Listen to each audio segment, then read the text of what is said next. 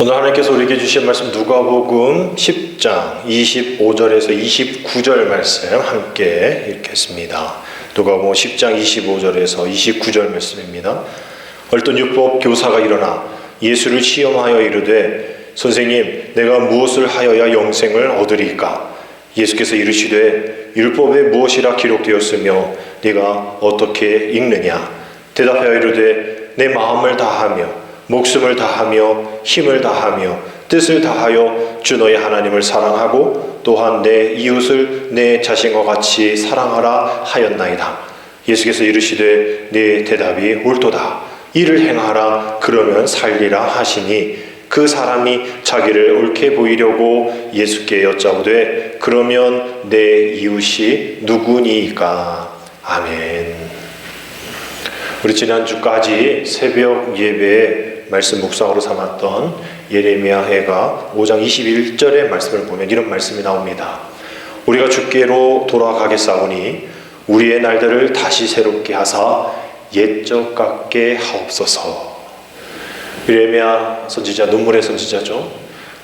바빌론 포로에 끌려가는 그러한 암담한 현실 속에서 나라를 잃고 또 많은 백성들이 아파하고 힘들어하고 그것을 책임져야 될 왕은 도망가다가 잡혀오고 어린아이가 굶어 죽고 또 이를 또 배고픔을 여긴 부모들이 자식을 잡아먹는 그런 비참한 상황 속에서 눈물을 흘리면서 주님, 하나님, 우리들의 죄 때문입니다. 조상의 죄 때문입니다. 저의 죄 때문입니다. 주님께 더 가까이 가지 못했습니다. 주님께 돌아가겠습니다. 그러니 우리의 날들을 다시 새롭게 하여 주셔서 옛적 같게 하여 주옵소서. 이 옛적은 언제였을까요? 다윗 시대죠. 솔로몬 시대일 겁니다. 이 말씀을 함께 묵상하면서 코로나19 시대를 살아가고 있는 지금 우리들의 기도 제목이 되어야겠다. 코로나19가 뭐 우한말이 어쨌네 저쨌네 이렇게 이야기하지만 결국은 우리가 주님 앞에 돌아가지 않고 주님께 더 가까이 가지 않았기에 우리가 이렇게 겪는 어려움들, 결국 우리 기도의 제목이 뭐여야 될까요? 하나님, 우리 날들을 다시 새롭게 하여 주옵소서. 그래서 옛적 같게 하여 주옵소서.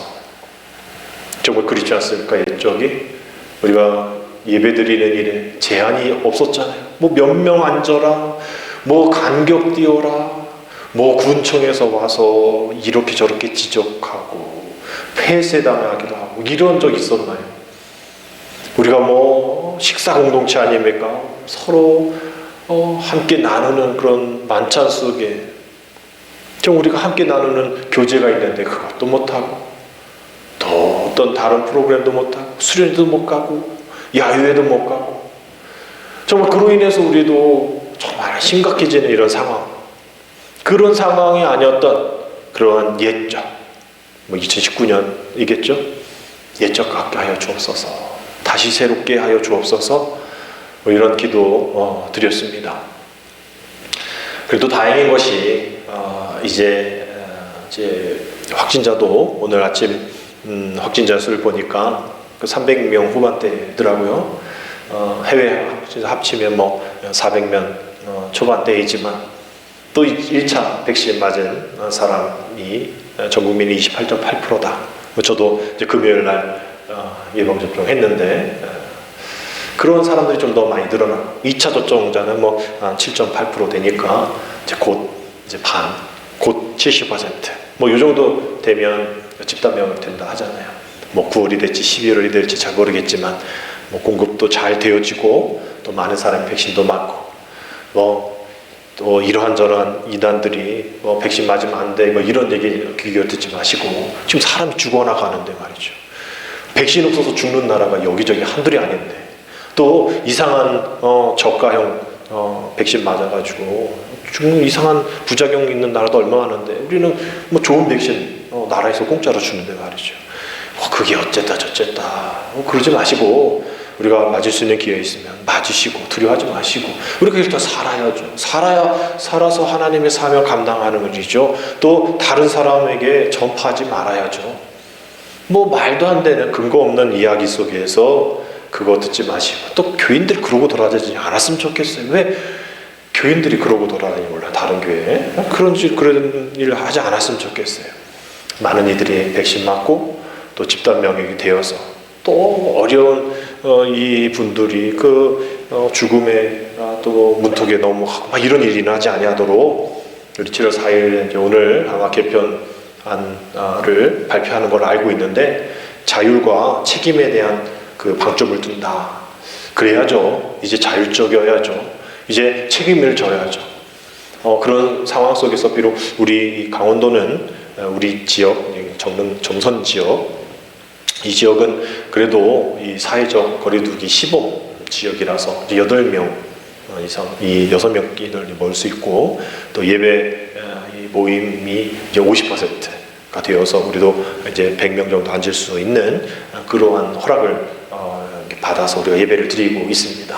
뭐 점점 더 좋아지겠죠. 주여 옛적 같게 하여 주옵소서. 다시 새롭게 하여 주옵소서. 우리가 이렇게 기도하며 주님께 평안을 구하고 또 진정한 행복을 구해야 될 때가 아닌가 생각합니다. 우리가 주님 앞에 더 가까이 가야 되는 이유, 뭐 사회적 거리로 인하여서 영적인 거리까지 두어서는 안 되는 것이죠. 우리 말씀 가운데에 요한복음 14장 27절에 우리 주님께서 그 평안의 주체자이사 라고 말씀하시는 말씀 있죠. 평안을 너에게 끼치노니 곧 나의 평안을 너에게 주노라. 내가 너에게 주는 것은 세상에 주는 것과 다르다라는 거예요. 그러니 너의 마음에 근심하지 말고 뭐 하지도 말라? 두려워하지도 말라. 코로나19로 근심에 쌓이고 코로나19로 내가 두려움에 쌓여서 죽겠다 평안이 없다. 그래서 세상의 평안을 찾으려고 애쓰며 돌아다니지만 그거 진정한 평안이라는 거예요. 세상에 주는 평안과 다르다라는 거예요. 주님이 주신 평안 받아야 한다. 다른 거짓된 것, 다른 거짓된 평안, 다른 거짓된 행복 찾지 말라는 거예요. 지난 월요일에 감리교 한 단체에서 청파교회 김기성 목사님을 모시고 세미나 한 것을 제가 봤어요. 뭐 유명하신 분이죠. 그 김기성 목사님이 이 세미나를 시작하면서 이런 화두를 던지시더라고요. 우리가 지금 뭔가에게 속고 있는 것 같다. 그래서 또 뭐 정권에 대한 이야기 하시려나 이렇게 귀 기울여 봤는데 그 얘기가 아니라 제레미 리프킨이라는 미래학자가 얘기한 공감의 시대라는 책에서 만들어낸 하나의 공식, 행복 공식을 이야기하면서 이것 봐라. 이 공식대로 하면 우리가 지금 뭔가 속고 있다라는 이야기로 화두를 던지더라고요. 그게 뭐냐면 앞에 나와 있는 것처럼 H는 D분의 C다라는 공식이에요. H는 happiness, 이 행복 지수를 얘기하면 D, desire, 욕망입니다. C는 capital, 자금이에요. 자본입니다. 돈 얘기하는 거예요. 행복을 우리가 선정할 때 욕망도 있어야 하고 또 자본도 있어야 된다라고 얘기해요. 그래서 더 많은 욕망, 더 많은 자본이 있으면 행복해진다라고 얘기하는데 이 공식에 대입을 해야 한다라고 얘기를 하는 거예요. 그 얘기는 뭐냐면 욕망이 만약에 2고 또 자본이 1이라면 이전에 한 10년 전에 그렇다면 이게 늘어난 거죠. 욕망이 200으로 늘었어요. 그리고 자본도 1에서 100으로 늘었어요. 그렇지만 2분의 1이나 200분의 1이나 우리가 산수하시는 분 아시죠? 똑같은 거죠. 약분하면 2분의 1이나 200분의 100이나 똑같은 거예요. 2가 200이 될 정도로 욕망이 100배 늘어났고 자본 1이 100이 될 정도로 자본이 많아졌지만 돈이 많아진 나라이지만 행복하냐? 10년 전보다 행복해? 라고 물었을 때는 제대로 대답하지 못하는 거다. 그러니 결국 우리가 자본이 많이 늘어나지 못하잖아요. 욕망이 많다고 부모인 욕망이 많다고 해서 자본이 저절로 늘어나지 않잖아요. 오히려 욕망이 늘어나면 자본이 주는 그런 상황 속에서 200분의 100이 아니라 2000분의 100이 되어버리면 2분의 1보다 더 줄어드는 더 행복하지 못한 욕망만 넓으니 욕망만 많이 가지고 있으니 행복하지 않을 수밖에 없지 않느냐. 그래서 우리는 지금 속고 있다. 이 상업주의와 이 소비시대에 우리는 지금 속고 있다라고 얘기를 하는 거예요. 그러니 젊은 세대들이 욕망 있고 자본 있으면 행복하다라는 그런 인식을 가지고서 이 공식에 대입하지 않은 채 한 번에 왕창 저 사람들과 같이 저 대기업 사람들과 같이 부자가 되겠다. 누가 부자가 됐을 때 누가 이렇게 했을 때 부자 됐다는 것을 그냥 따라다니는, 그래서 주식도 하고 또 그래서 온라인 도박하기도 하고 뭐 이런 일들이 우리 젊은 세대 가운데 있잖아요. 어른 시대도 마찬가지죠. 그래서 이 D라는 욕망이 늘면 늘수록 행복은 더 줄 수밖에 없다라는 그런 수학적인 공식입니다. 결국은 우리가 좀 더 행복해지려면 이 D, 이 분모인 이 디자이어, 욕망이 좀 줄어야 되는 거예요. 우리가 자본은 그대로지 않습니까? 오히려 자본도 그냥 줄지 않아요. 어제보다 오늘 돈이 없어지지 더 많아지고 있습니까? 여러분 아니잖아요. 우리가 자본도 줄고 있다면 우리가 욕망이 늘어나면 안 돼요. 욕망도 줄여야 되는 거예요. 이전보다 우리 욕망을 좀 줄여서 만족할 줄 알고 자족할 줄 알고 남들이 이렇게 해서 1억 천금 벌었다고 해서 그렇게 따라가는 게 아니에요. 우리 오늘 주보에 칼럼에 나왔던 벼락부자 되려고 쫓아가는 게 아니라 벼락거지가 될 수 있는 확률이 많아요. 그러니 우리의 욕망을 좀 줄여나가는 게 그나마 행복함에 다가갈 수 있는 그러한 공식이다라고 보여주는 거죠. 근데 세상은 그렇게 얘기하잖아요. 욕망을 가져라, 돈을 가져라. 아무리 욕망 많고 돈 많아도 행복하지 않습니다.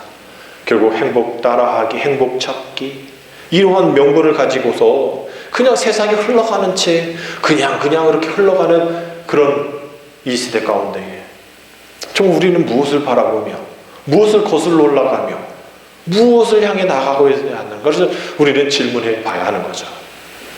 독일 속담에 죽은 물고기만이 강물의 흐름을 따라간다라는 그런 속담이 있습니다. 그렇죠. 그냥 흘러가는 거에 그냥 둥실둥실 떠내려가는 것은 죽은 물고기가 뭐 낙엽, 쓰레기 막 이런 애들밖에 없을 거예요. 주체가 없는 거죠. 주체가 없는 거예요.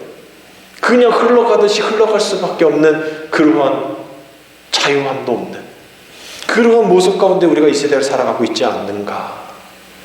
그러나 우리가 그런 사람들입니까? 그렇게 대우받아야 할 사람들이에요? 아니잖아요. 로마서 8장 29절에 이런 말씀 있지 않습니까? 하나님이 미리 하신 자들을 또한 그 아들의 형상을 본받게 하기 위하여 미리 정하셨으니 이는 그로 많은 형제 중에서 맏아들이 되게 하려 하심이니라. 아멘. 그냥 흘러가는 죽은 물고기가 아니라 우리는 미리 정하셔서 그 아들의 형상을 본받게 하기 위하여서 우리를 맏아들로 우리를 그렇게 사랑하신다는 거예요. 에베소서 5장 2절 말씀에 우리를 어떻게 사랑하신지 이런 고백하고 있지 않습니까? 그리스도께서 너희를 사랑하신 것 같이 너희도 사랑 가운데 행하라.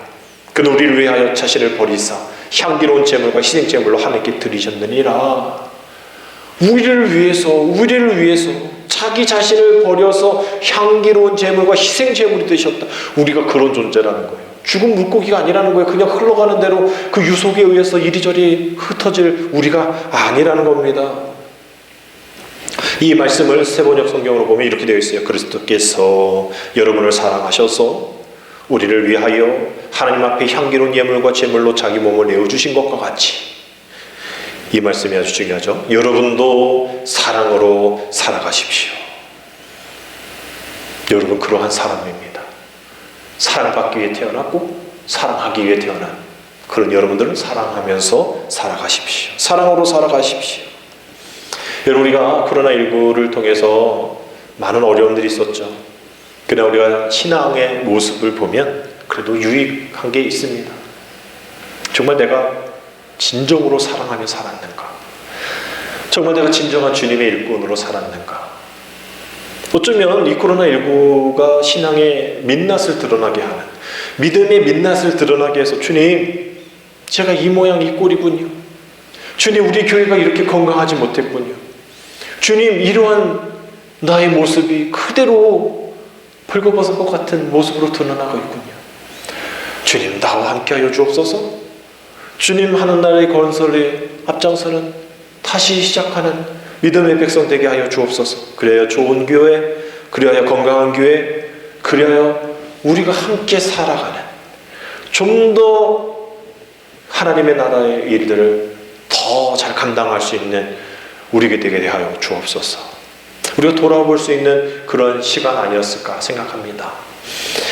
그래서 내가 주님을 위해서 죽고 주님과 함께 살며 주님처럼 살고 주님을 닮은 그러한 삶을 사는 삶, 그런 삶이 어떠한 삶일까? 오늘 우리가 말씀을 통해서 율법 교사가 하는 질문, 주님이 하시는 대답, 이것을 통해서 우리가 다시 한번 우리가 제대로 살고 있는지, 코로나19 시대에 우리의 신앙의 민낯, 또 우리의 이웃 사랑에 대한 민낯을 다시 한번 발견할 수 있고 다시 한번 우리의 모습을 재정비할 수 있는 이런 시간이 되어지기를 원합니다.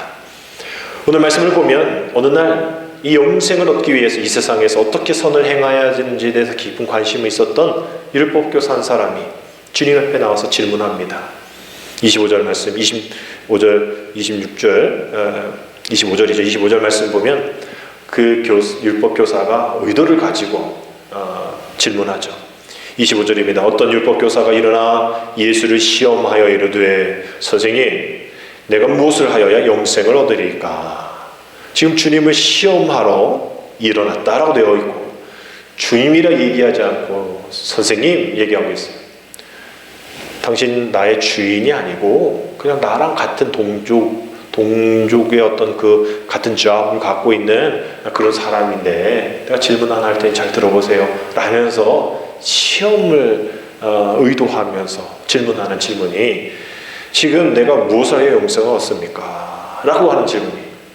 근데 이 율법교사가 던진 질문이 비록 시험일 수도 있고 의도가 어떻든 간에 우리가 칭찬해 줄 만한 그런 질문인 것이죠. 아주 좋은 질문한 거예요. 그 주님도 만족하셨겠죠. 비록 그 사람의 의정을 알고는 있었겠지만. 그래서 주님이 26절에서 그래 좋은 질문했어. 율법에 뭐라고 적혀있니? 넌 어떻게 읽었어? 라면서 오히려 또 질문을 하십니다. 아마 이러한 방식이 우리에게도 유익이 되어지는 주님의 방식 아닐까 생각하게 되어져요. 우리는 때로 이렇게 기도하죠. 주님, 이거 뭡니까? 왜 이렇게 하십니까? 이거 어떻게 해야 됩니까? 이거 내가 어떻게 할지 모르겠어요.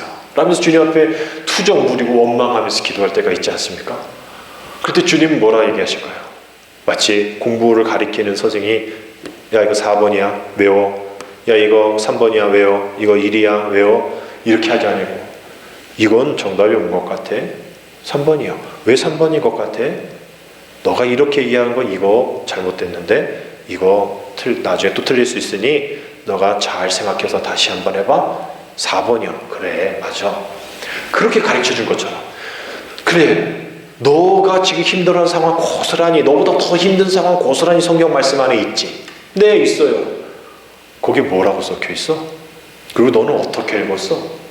뭐 어떻게 읽었냐는 게 뭐냐? 너 어떻게 피드백하고 있어? 어떻게 적용하고 있고 어떻게 큐티 생활하고 있어? 라고 묻는 것과 똑같지 않습니까? 너보다 더 어려운 사람들이 1년 2년도 아닌 4년 14년 뭐 18년 40년 그런 어려운 가운데 이겨냈던 그 사람들의 말씀이 들어있는데 넌 어떻게 읽었어?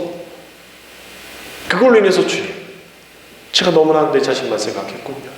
너무 주변만 바라봤군요. 말씀을 봐야 하는데 그 말씀을 적용해야 되는데 그렇지 못했습니다.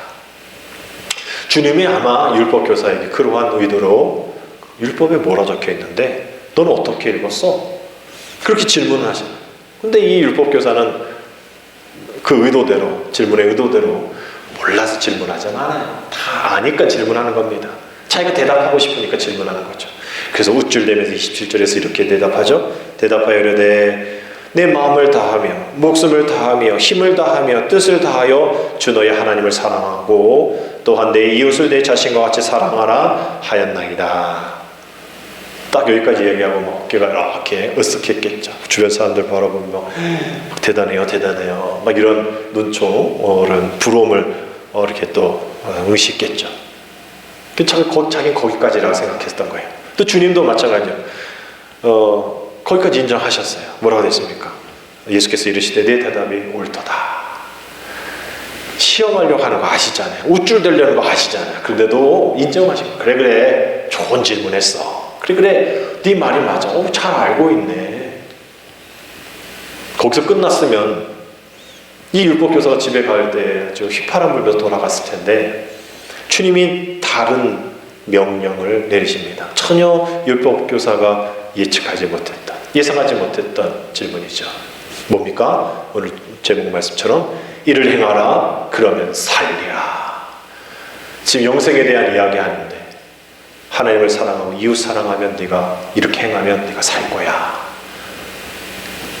나는 행했어요. 아니야. 너 행하지 못했어? 하나님 사랑하는 거 그래 100점이라 치자. 이웃 사랑하는 거 0점이야. 아주 내가 내 이웃을 내 몸같이 사랑했는데요. 네 이웃이 누구인데? 내 가족들이요. 내 율법을 같이 이루어가는 유대인들이요. 키리들이 우리의 이웃이죠. 아니야. 넌 지금 잘못 보고 있어. 오늘 그래서 우리 다음 말씀 가운데에 사마리아인의 비유를 얘기하시잖아요. 그럼 누가 내 이웃입니까? 라고 또 우쭐대면서 물어보는 이 율법 교사에게 사마리아인의 선한 사마리아인의 비유를 쭉 하십니다. 결국 우리가 이 세상 살아가면서 이중적인 책임이 있는 우리들을 발견하게 되어지는 거죠. 우리가 이 세상 속에서 살아가면서 이 세상 속의 빛과 소금의 역할을 감당하면서도 우리 이 세상에서 거룩함을 누리면서 거룩함을 보여주면서도 이 세상의 부조리와 이 세상의 잘못된 것을 흡수해서는 절대 안 되는 그런 사람들이라는 거예요. 이 세상 속에 살아가고 있으면서도 이 세상 안에서 하나님을 사랑하고 목숨을 다하고 뜻을 다하고 마음을 다하여서 하나님 사랑하고 이웃 사랑하는 게 예배당 안에서만 아니라 어떤 세팅되어 있는 축복의 공간에서만 아니라 이 세상 속에서 그렇게 하래요. 내가 하고 싶은 것만 할 수 있는 그런 세팅이 아니라 내가 사랑하지 못하는, 절대 난 저 사람 사랑하지 않을 거야 라고 그렇게 마음을 닫고 있는 그런 상황 속에서도, 그래서 이중적인 책임인 거죠. 그러한 상황 속에서 사랑하라, 너 그거 못하고 있어 라고 얘기하면서 선한 사마리아인의 비유를 주님이 말씀하시는 겁니다. 하나님을 사랑하고 이웃을 사랑했어요. 그러면 이제 나 사랑해도 되는 거 아닌가요? 라면서의 그런 의도. 나를 사랑하면 되는 건 아닌가요? 이제 나 좀 칭찬하면 되는 것 아닌가요?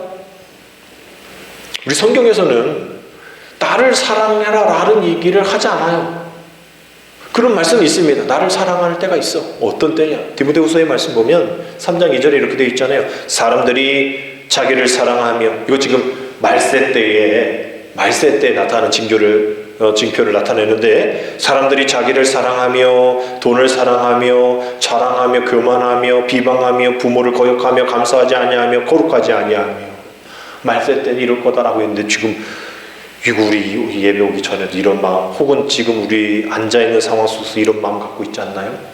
그래서 사람들이 말세라고 얘기하는 것 아닐까요?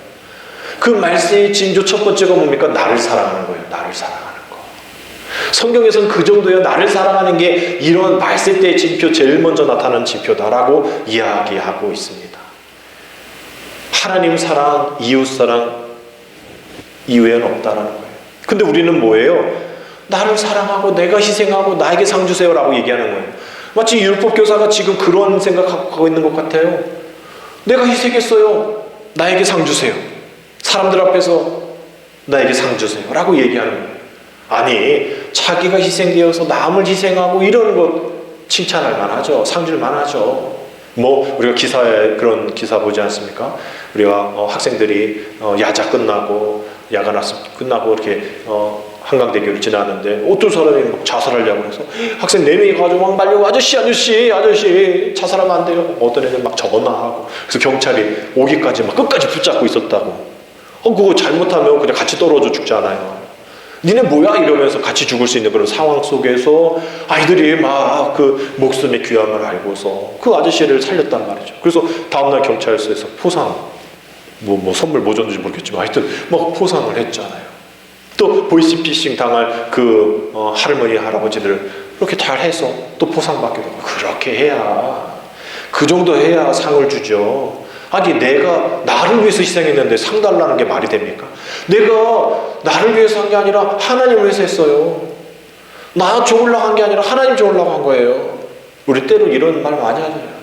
부모님 좋으려고 한 거예요 라고 얘기하면 다 자식 좋으려고, 자기 좋으려고 한 거지 뭐 부모 좋으려고 한 거야. 다 자기 좋으려고 하면서 그게 부모 좋으려고 한 거예요. 마찬가지로 우리가 하나님 좋게 하시려고, 우리 교회 좋게 하려고 이렇게 했어요. 다 자기 칭찬 받으려고, 다 자기가 이렇게 다 희생했다고 얘기하는 그런 거 칭찬 받을 수 없는 겁니다. 그런 마음으로 가득 찬 율법 교사에게 이를 행하라, 그러면 살리라. 네 지금 네가 읽고 알고 있는 걸로 돌아가서는 안 돼. 그럼 죽어. 영생을 못 얻어. 이걸 행해야 돼. 내가 행했잖아요. 내 이웃을 내 몸같이 사랑했잖아요. 네 이웃에 대한 정의가 다르잖아. 네가 사랑하고 싶은 사람만 사랑하고 있잖아. 사마리아인들을 미워하고 있잖아. 걔네들을 지옥의 불쏘시개로 보고 있잖아. 얘네들 싫어서 얘네 지옥을 통과하지도 않고 돌아서 가고 있잖아. 하나님은 그걸 원치 않아. 그거 원치 않아. 잘못하고 있어. 그래서 선한 사마리아인의 비유를 그 다음에 말씀하실 때, 우리가 뭐 다 아는 이야기니까 우리가 더 말씀을 드리지 않더라도 아마도 이거 한두 번 해본 일 아니었으리라 생각해요. 그래서 이 주막 여관이겠죠. 여관 이 주인하고 이 사람하고 대화가 있잖아요. 다 나와 있는 대화이지만 또 왔어요. 내심 좋죠. 장사 되니까 또 왔어요. 아니 이렇게 시간 내고 돈 투자하면 아니 어떻게 해요? 남들도 안 하는데 돈 많아요? 시간 많아요? 돈 없죠. 나도 할 일 많죠.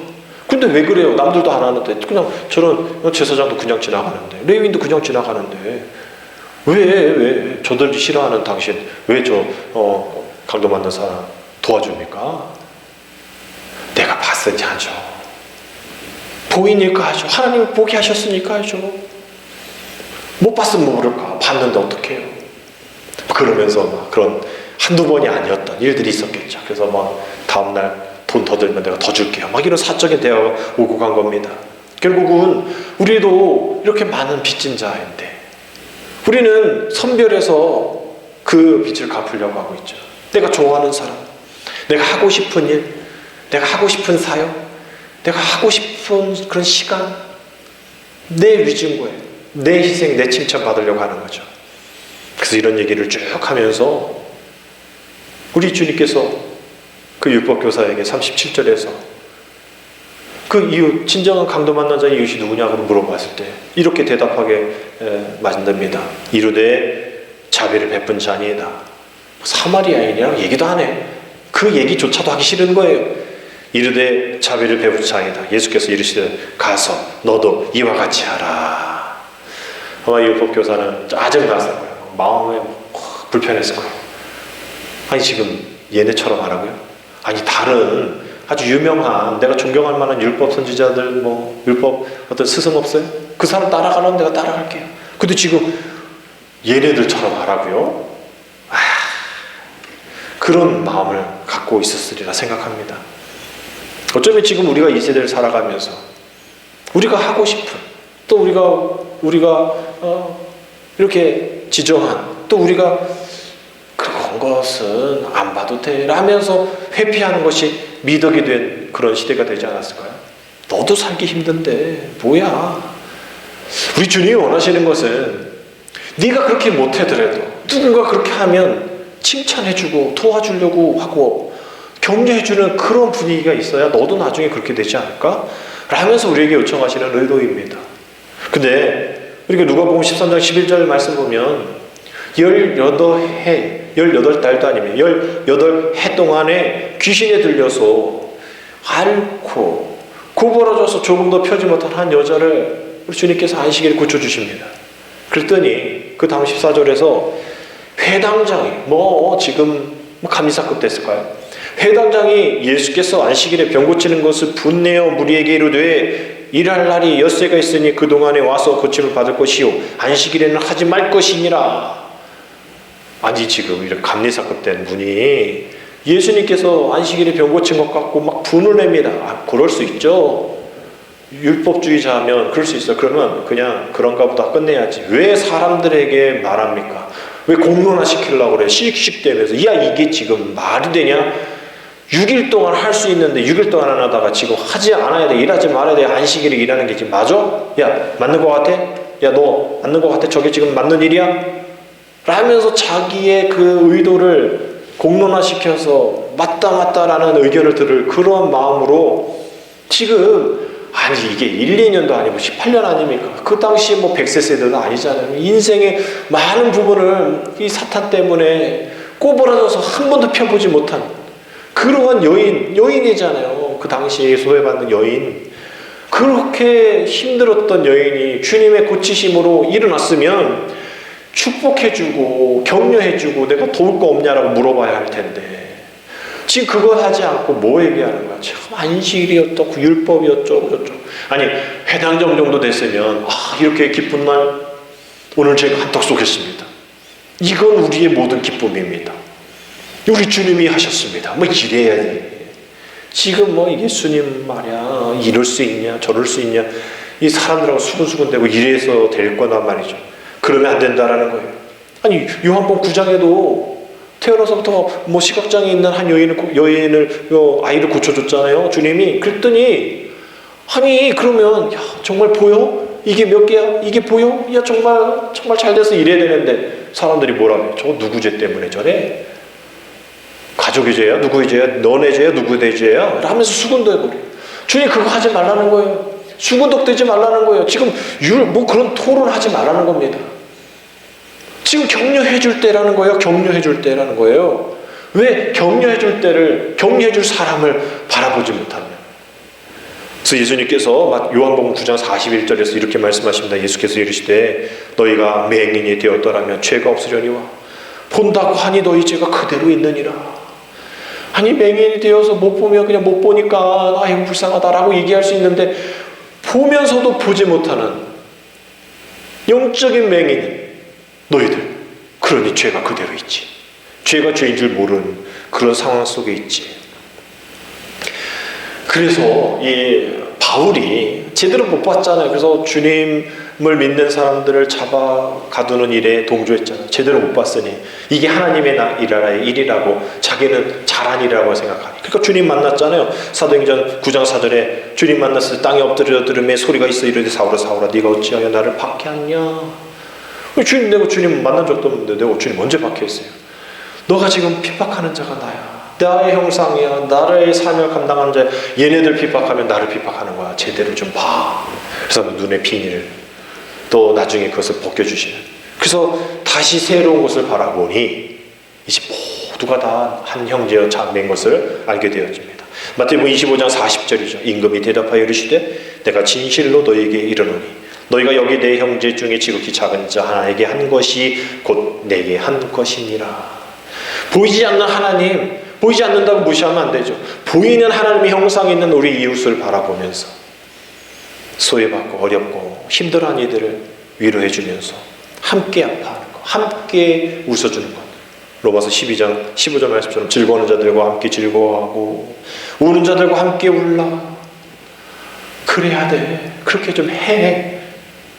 누가복음 6장 46절에서 주님이 이런 책망하십니다. 너희는 나를 불러서 주여 주여 하면서도 어찌하여 내가 말하는 것을 행하지 아니하였느냐. 주여 주여라고 하면서도 아니 내가 하라고 하는 것도 좀 하고서 주여 주여 좀 해. 요한복음 14장 21절에도 나의 계명을 지키는 자야. 나를 사랑하는 자다.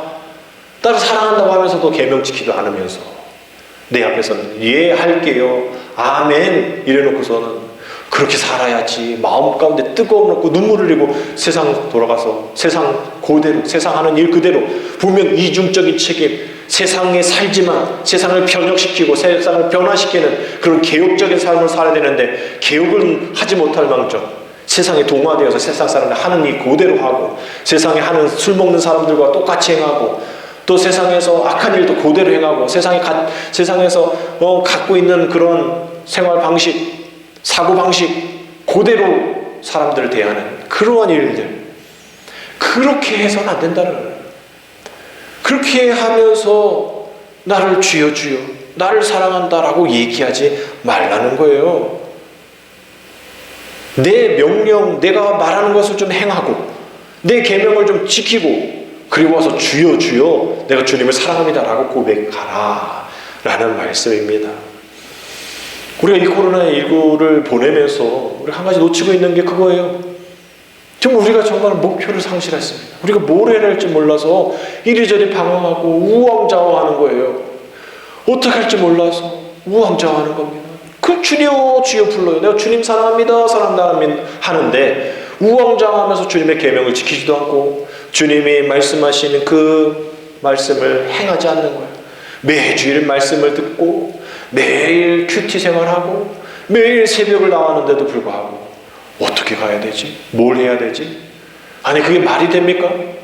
아니 예배를 잘 드리고 잘 기도하고 말씀이 있는 것을 내가 어떻게 읽었는지에 대한 깨달음이 있고 그대로 행하고 그래야 우리가 산다는 걸 알면 그대로 행하면 되잖아요. 행하지도 않고 안 된다 얘기하고 행하지도 않고 주님의 계명을 따르지도 않고 이건 뭐 하는 거냐고 불평하면 되겠냔 말이에요. 안 되는 게 뻔한데 말이죠. 안 될 수밖에 없는데 안 된다고 얘기하면 야속하다고 그렇게 믿음이 없다고 말이죠. 아닙니다. 이건 야속한 게 아니에요. 믿음 없는 게 아니에요. 그렇게 하지 않았는데 어떻게 되냔 말이죠. 하나님 명령, 계명을 지키지도 않고 하나님 말씀하신 말씀 행하지도 않는데 뭐가 이루어집니까? 천개구리. 그 모래 위에 지은 집 같은 거예요. 그냥 볼 때는 듬직해 보이죠. 아주 그냥 웅장하게 보입니다. 그러나 창수가 불고 비바람을 치고 홍수가 나면 그냥 무너지는 거죠. 그런데 믿음의 반석 위에 지은 집, 그게 3층 건물, 4층 건물, 5층 건물, 6층 빌딩이 아니더라도 그 믿음의 반석 위에 있었기 때문에 든든히 서 나갈 수 있는 거예요. 안 된다 하지만 되는 교회 있어요. 어렵다 힘들다 하지만 그것을 딛고 일어나는 교회 있습니다. 왜? 어떻게?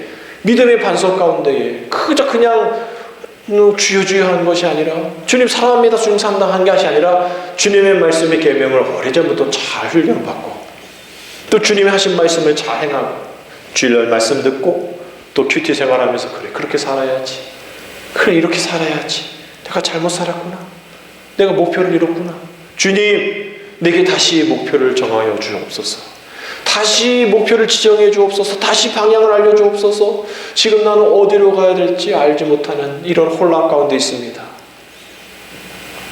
우리가 비대면 하지만 비대면은 접촉하지 말라가 아닙니다. 비대면은 다른 방식으로 접촉하라는 거예요. 이전 방식으로 접촉하면 안 된다라는 거예요. 확진자 생기고 죽어나가니 그러니 다른 방식으로 바꾸라는 겁니다. 다른 방식으로. 그래서 우리가 뭐 예배드리지 말라 아니잖아요. 비대면 예배는 예배드리지 말라가 아니잖아요. 잘 규칙적으로 다 방역 지키면서 하고 난 사람 많은데 못 가요. 그럼 일부 예배 때 오시면 돼요. 일부 예배 때 우리 교사들하고 어디 가시는 분들 일부 예배 드립니다. 많은 공간이 있어요. 그래도 못 나오시면 새벽 예배 나오시면 되잖아요.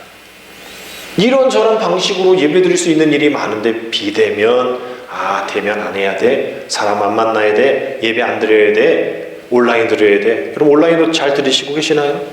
온라인으로 정말 온전하게 예배 잘 들으시나요? 통계 보면 그렇지 않다 얘기하잖아요. 온라인 통해서 내가 온전하게 예배 드렸다. 현장 예배보다 더 좋다. 얘기하는 사람 없어요. 있겠죠? 현장 예배보다 더 편하다라고 얘기하는 그런 사람들. 그러나 주님이 그렇게 원하시지 않습니다. 이 비대면은 그냥 접촉하는 방식을 바꾸고 다시 원상 회복할 수 있도록 제한 두는 거예요. 그래서 이 사회학자 말콤 그레웰이 이런 얘기합니다. 우리가 이런 이 비대면 상황 속에서 우리가 접촉하지 않아야 될 것이 아니라 사람들을 오히려 더 잘 관찰해야 된다는 look at 그냥 보지 말고 그냥 개가 지나가는 거 개 지나가네 그냥 고양이 있네 이게 아니라 둘러보면서 돌보는 look around가 되어야 한다라고 얘기합니다. 선한 사마리아인처럼 자기도 시간 없고 돈 없어도 얼마나 힘들까? 왜 다른 사람의 눈에 안 띄고 내 눈에 띄게 하셨을까? 나도 힘든데 그러한 모습 속에서 둘러보면서 돌보는 그러한 정신이 필요하다라는 것이죠. 그래서 결국은 이 비대면은 다면이 되어야 된다는 거죠. 멀티페이스드. 옛날에는 그냥 여기만 보면 됐어요. 가능했어요. 근데 지금은 여기만 볼 수가 없어요. 제한이 너무 많으니. 그러니 여기도 봐야 하고 여기도 봐야 되고 여기도 봐야 합니다. 그리고 차 후진하면 우리가 후방 카메라 보이듯이 그냥 그것만 봤는데 좀 불안불안하죠. 근데 요즘 나온 차들은 보면 이게 서라운드 뷰 이래가지고 차 위에서 보는 것처럼 다 보여요. 앞뒤 옆에 있는 그 카메라로 인해서. 그래서 더 안전하게 운전을 시작할 수 있습니다. 마칠 수도 있고요. 마찬가지입니다. 지금 다면화되어져야 한다라는 겁니다. 멀티페이스드하게 돼야 되는 거, 한 면만 보면 안 돼요. 여러 면 봐야 되는 겁니다.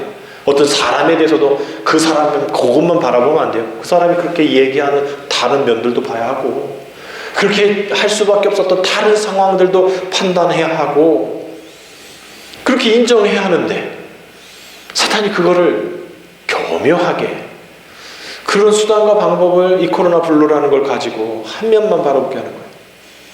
나도 힘든데 똑같이 이러면 되면서 싸우게 만드는 거예요. 안 싸우던 사람이 싸우고, 짜증 안 냈던 사람 막 짜증내고, 막 분노가 없었던 사람 막 분을 하게 만들고, 그러면서 사람들이 얘기했죠. 코로나19 때문에 그래. 저 사람 저런 사람이 아닌데 코로나19 때문에 그래. 우리가 맞습니다. 그러나 그 영적인 부분으로 한번 깊이 한번 들어가 봅시오. 코로나19 때문이기도 하지만 그 사람 중심에 사탄이 들어가서 불평하지 않아도 될 것을 불평하고, 여러 면을 보고 이해하는데도 불구하고 하나만 보고 저 사람 나 싫어해, 저 사람 나 미워해, 이러면서 사탄이 그 방식, 그거 수단, 그거 좋아하는 거예요. 일을 행하라 그러면 살리라. 주님 우리에게 말씀하셨지만 사탄도 동일하게 일을 행하라 그러면 살리라 라고 이야기합니다. 어떤 모델을 주면서 이렇게 살아. 야, 저렇게 살면 세상 못 살아. 더 속여, 더 감춰, 저 사람 죽여. 그래 네가 살아. 더 많이 가져. 그렇게 행해. 그러면 네가 살아. 똑같은 말씀입니다. 주님께서 일을 행하라 그러면 살리라. 사탄도 일을 행하라 너가 살리라. 똑같이 얘기해요. 그런데 결론이 다릅니다. 정말 이게 영생인지 아닌지는 결론을 봐야 돼요. 그래서 이단 아닙니까? 끝단자 달을 짓자. 이단 끝이 달라요. 시작은 똑같아요. 일을 행하라 그러면 살리라. 똑같습니다. 주님도 말씀하셨고 사탄도 얘기하는 거예요.